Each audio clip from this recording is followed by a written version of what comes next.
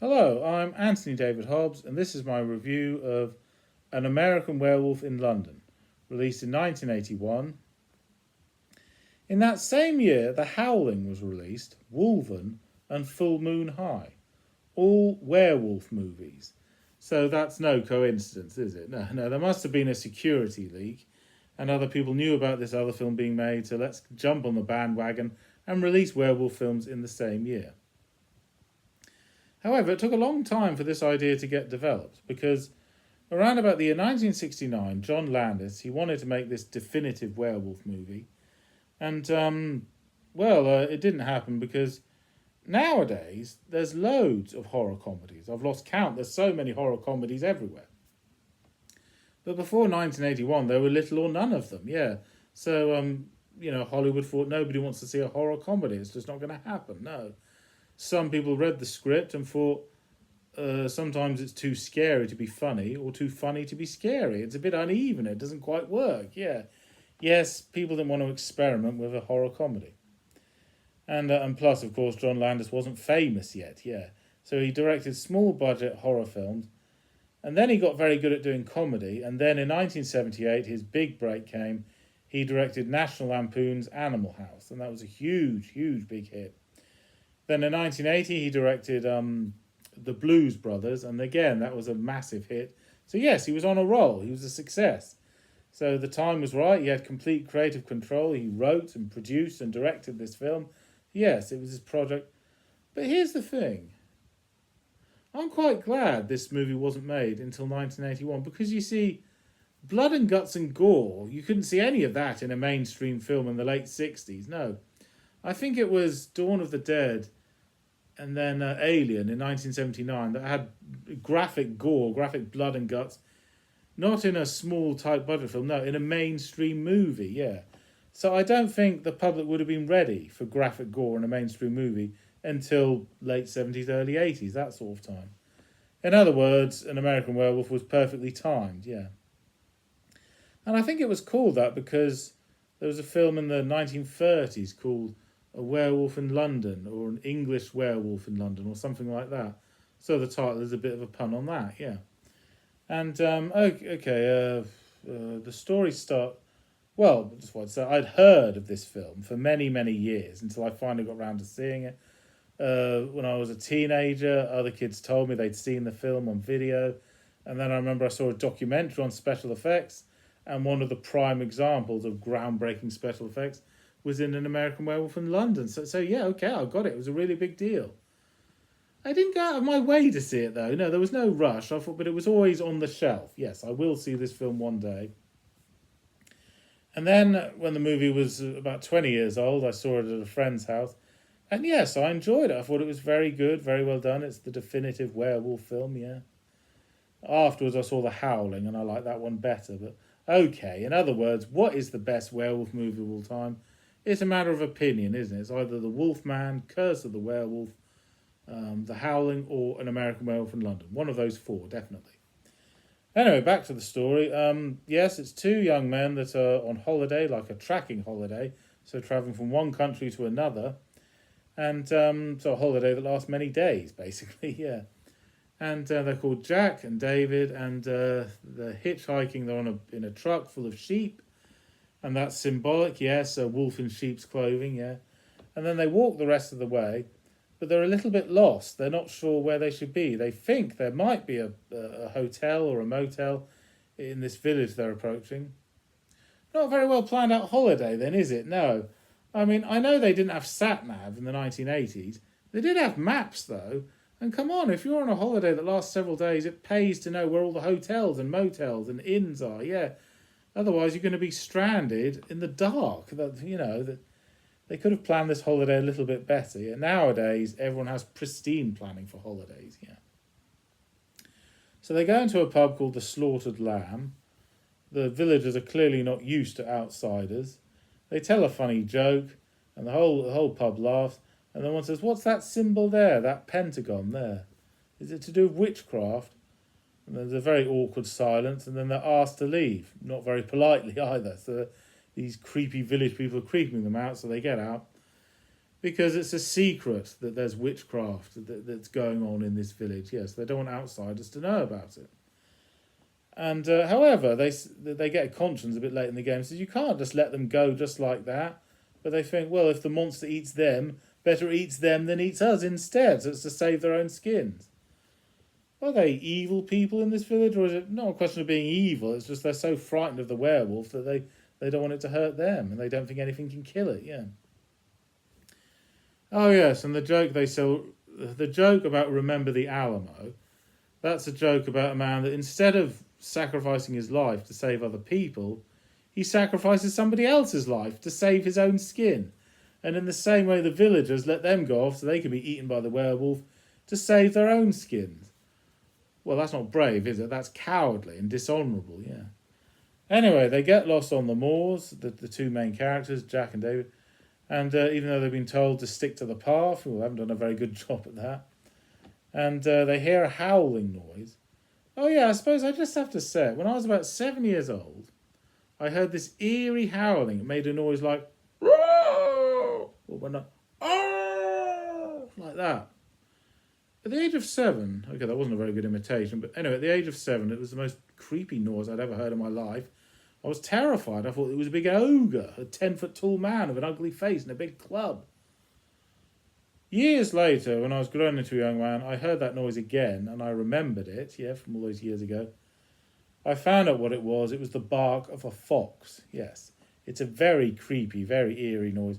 Not the sort of noise you want to hear when it's a pitch black night, yeah. And it sounds like a dog, only much more eerie and creepy. It's like a dog gone horribly wrong. Well, in the film An American Werewolf in London, the howl of the werewolf sounds like that creepy fox, only a lot more eerie, a lot more creepy, yes. There's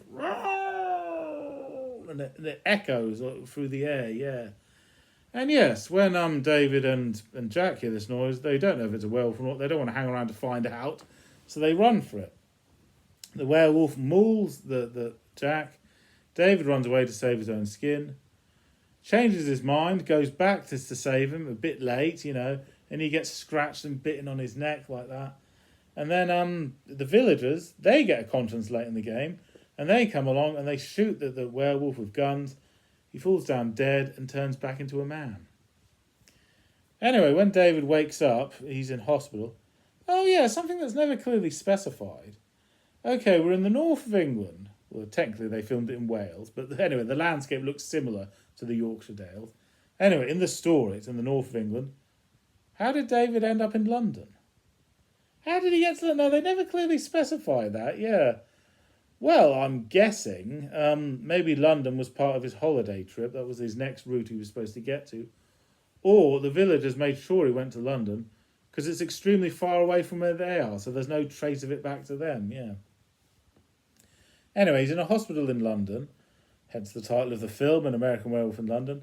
And, the police say, the official report is, you were attacked by a lunatic, a madman, And he says it wasn't a human, it was an animal that attacked us, And they call the madman a lunatic because the word luna means moon, lunatic, yeah. They used to believe in ancient times that if you looked at the moon, or if you howled at the moon, you turn into a werewolf or you'd go mad, So Luna and lunatic, two words that sound similar. Now, werewolves are not real, obviously not, but they are metaphorically true. Yes, sometimes it has been known to happen. A man or a woman goes completely mad and attacks everything in sight and then has no memory of it the very next day. So yeah, it's a metaphor for that, yeah. Anyway, David, he starts falling in love with the nurse, played by Jenny Agutter. Yes, Jenny Agutter was the most famous person in the film when it was made. David Norton, well, what he was most known for is the Dr. Pepper commercial that was very popular in 1980. What's a pepper? It's a person that drinks a Dr. Pepper. I'm a pepper, you're a pepper, he's a pepper, she's a pepper. Wouldn't you like to be a pepper too? Which is quite comedic and amusing advert, yeah, but then that's kind of the point, because the film was a horror comedy. So they wanted someone that had experience in doing something amusing as well, yeah. Anyway, oh yes, and the nurse reads to him a Connecticut Yankee in King Arthur's court. And that's symbolic because it means a fish out of water, yes.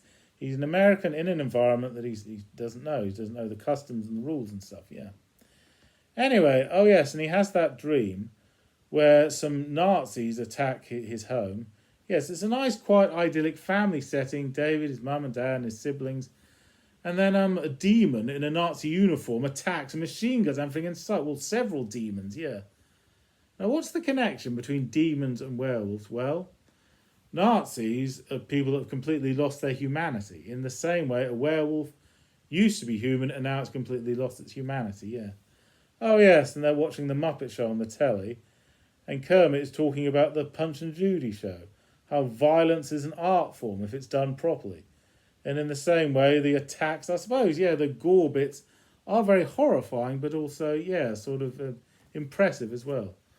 Oh, speaking of impressive, David sees the ghost of his dead friend, Jack, but he's not, his body isn't in perfect form. No, his body looks like just what he looked like before he was killed. So he was mauled by the other werewolf.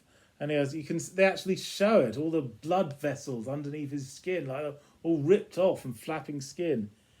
It's horrifying, but also very impressive at the same time, yeah. And he tells him he's a werewolf. David dismisses this as nonsense. I must be hallucinating. He sees the ghost of his dead friend again, but each time he sees him, his body is a bit more decomposed. Oh, it's really grim and old. And he keeps saying, you know, you're a werewolf. If you don't commit suicide, then, other people are going to die. David doesn't believe it, you know. And then, yes, the transformation sequence is really impressive when he turns into a werewolf, yes. His snout, his face grows longer like a werewolf like that. But how do you make the nose and the face grow longer like a werewolf? How do you put that on an actor? You can't. That bit is entirely an animatronic puppet. But the bit when his hands grow longer and become more dog-like like that, that is, a fake arm attached to the actual actor. So they made the most of the bits where you can have the actor and when it's entirely a puppet. So yeah, it's very well edited. It's an incredible transformation sequence, yeah. Because before this film, they just imply it. So you didn't actually get to see it for real, yeah. You just had to imagine it. Well, you don't imagine it here. You see it happening before your very eyes. And once he's a werewolf, running about on all fours, he's like a demon dog. He attacks a young couple in the streets, rips them to pieces, yeah.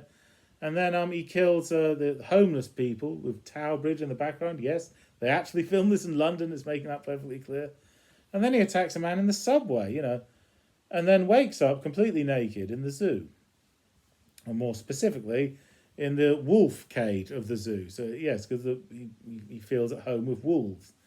He has no memory of this. And then he has to steal some balloons to cover his modesty because he's naked. Yeah, that was quite funny, yeah. And manages to get away dressed in some women's clothing because that was the only clothing available that he could steal, yeah. So, yes, there are some funny bits. I suppose to have a little break from the gore and the blood and guts, yeah. And but the thing is, okay, the ghosts of him and the other ghosts of other people that have been killed by a werewolf, they tell David to commit suicide. It's the only way to save other people from being killed. But then David thinks, wait a minute, if I'm not a werewolf and I commit suicide, the suicide would be completely pointless, wouldn't it? Yeah, so he has to make absolute sure that he is a werewolf, which is difficult because he has no memory of it afterwards. Oh, so he's in a real pickle here. You're damned if you do and you're damned if you don't. And he thinks if it does come to that, he wants to say goodbye to his family. So he phones his family in America, tells his family how much he loves them, and then doesn't know what to do. He's really torn here. So yes, it's funny, it's horrific, but also a tragedy, you know. It's a story about a man that didn't ask to be a werewolf. No, this was brought on him by force. He had no say in the matter, yeah. And he's got a life to live. He's got a nice girlfriend. He loves to travel and everything. And all that's going to be taken away, yeah. And then the epic climax, the werewolf, he turns into a werewolf again and wreaks havoc in Piccadilly Circus, so the centre of London. So there's hundreds of witnesses everywhere, yeah. And then, yes, spoiler alert at the end, Jenny Agutter goes to him and says, David, they're going to kill you if you don't give up now. And he pauses before he attacks, looks at Jenny Agutter, and then is just about to leap and kill her, and then all the policemen shoot him with bullets. And so David, the story ends as it began. The werewolf turns into a man after it's killed. So yes, it does have some it's worth seeing for the very impressive special effects. Okay, thank you for watching. I'm Anthony Hobbs, and I'm never bored.